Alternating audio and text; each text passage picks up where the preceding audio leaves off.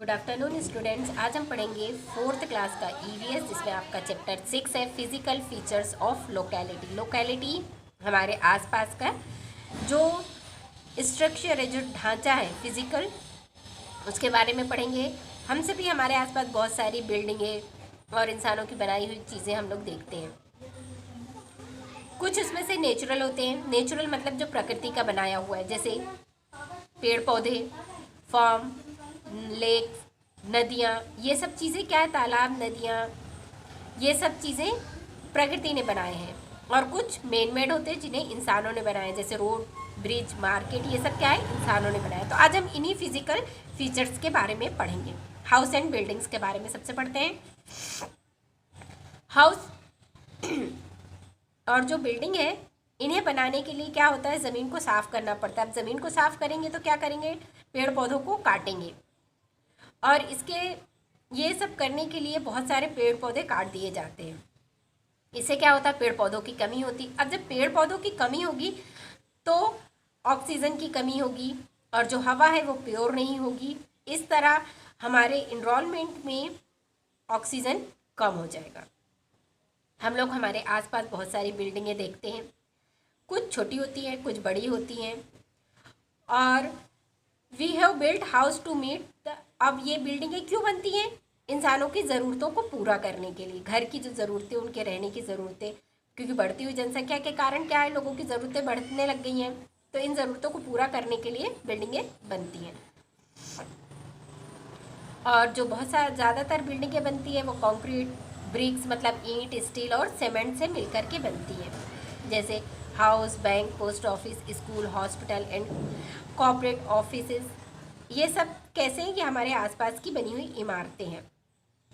अलग अलग तरीके के हाउस बनते हैं, आप सभी जानते हैं। फ्लैट भी जानते हैं आप लोग, मल्टी स्टोरीज भी जानते हैं, जो कई बिल्डिंग बनते हैं, और स्काई क्रेपर से जानते हैं, जो बहुत ऊंची ऊंची इमारतें होती, गगन को चूमने वाली, उन्हें बोलते हैं स्काई।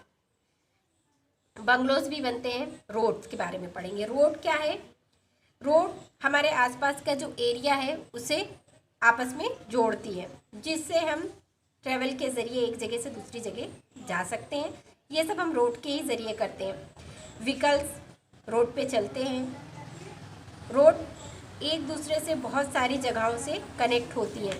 ये देश, अपने देश में भी सारी जगहों पे कनेक्ट होती हैं, और दूसरे देश में भी। Railway station, airport, roads cover a vast area of the land. ये जो रोड है, ये बहुत सारे रेलवे स्टेशन, एयरपोर्ट सभी को कवर करती है, और इसके कारण हमारे आसपास बहुत सारे चेंजेस आती हैं। अब रेलवे के बारे में पढ़ेंगे।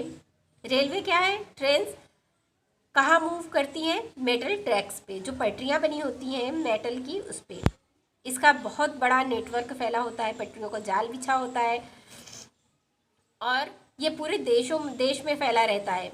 Railway track connect different countries, और जो रेलवे ट्रैक है वो दूसरे देशों को भी जोड़ते हैं। रेलवे स्टेशन बहुत ही इम्पोर्टेंट पॉइंट है, जो सभी के आसपास लोकेलिटी में रहता है। Market, taxi, wait outside station, hotel are also build near them. और इन सभी के आसपास क्या रहता है, टैक्सी स्टैंड रहते हैं, आप सभी जानते हैं। आप जैसे ही रेलवे स्टेशन से निकलेंगे, ऑटो वगैरह ये सब चीज़ें आपको मिलना, होटल बने हुए रहते हैं, ये सभी इसके आसपास बने रहते हैं। मार्केट, आप सभी को मार्केट के बारे में बताने की ज़रूरत नहीं, आप सभी जानते हैं। मार्केट में books, toy, cloth, medicine, fruit, vegetable और बहुत सारी जो इन सब चीज़ों को हम खरीदते हैं, इन सब की दुकानें जो होती हैं वो कहाँ होती हैं, मार्केट में होती हैं। फैक्ट्रीज़ के बारे में पढ़ेंगे। फैक्ट्रीज बहुत सारी चीज़ें बनाती हैं, हमारी ज़रूरतों को पूरा करती हैं, आप ये सभी जानते हैं। और ये हमारे कॉलोनीज़ के आसपास जो रेजिडेंशियल एरिया होता है, उनके आसपास रह से दूर बोलते हैं बनाएं, ताकि ये हमारी हेल्थ को नुकसान ना पहुंचा सके। क्योंकि जो फैक्ट्रीज़ है, इनसे निकलने वाला जो बहुत सारा धुआं होता है, ये बहुत सारी बीमारियां फैलाता है। Factories also discharge their effluents in the nearby river, और जो इसमें से की गंदगी होती है फैक्ट्री से निकलने वाली, वो लोग क्या करते हैं, आसपास जो भी नदियाँ होती हैं उनके, या उसमें बहा देते हैं, नदी या तालाब जो भी होता है। इससे क्या होता है, हमारा वाटर पोल्यूशन होता है। अब डैम और ब्रिज के बारे में हम पढ़ेंगे।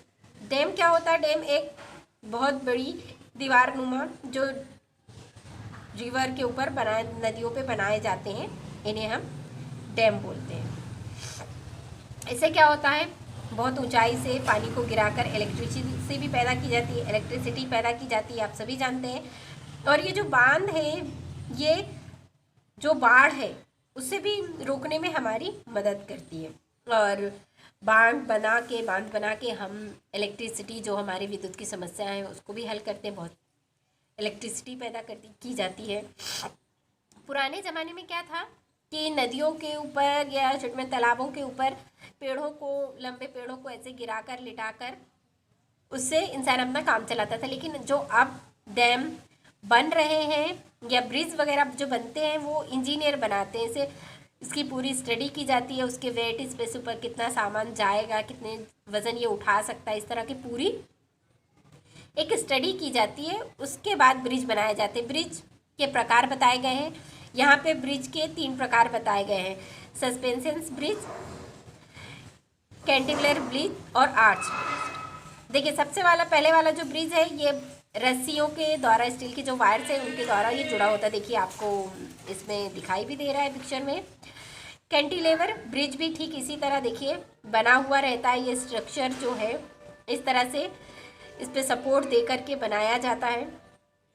और ये ब्रैकेट नुमा है, देखिए आप लोगों को दिखाई दे रहा है, ब्रैकेट नुमा बना हुआ है। आर्च ब्रिज, ये आर्च यानी हाफ सर्कल की तरह ये बना हुआ है, ये काफ़ी मजबूत होता है। आप फील्ड्स एंड फार्म के बारे में पढ़ेंगे। आप सभी जानते हैं बहुत सारे इंसान की ज़रूरतों को पूरा करने के लिए पेड़ों को, माउंटेन को, इनको काट कर ज़मीन बराबर की जाती है ताकि उसमें खेती की जा सके और मनुष्य की ज़रूरतों को पूरा किया जा सके। अब ये जो फार्मर हैं, ये अपने फसल को अच्छा रखने के लिए, फसल की पैदावार बढ़ाने के लिए फर्टिलाइज़र और पेस्टिसाइड का यूज़ करते हैं, प्रयोग करते हैं, कीटनाशक दवाइयों का। इससे क्या होता है, इससे यह होता है कि जब ये बारिश के पानी में ये धुलकर ये बहती है तो इससे वाटर पोल्यूशन होता है। ये चैप्टर मैंने आपको एक्सप्लेन कर दिया है, इसे आप लोग अच्छी तरह से रीड कर लीजिएगा।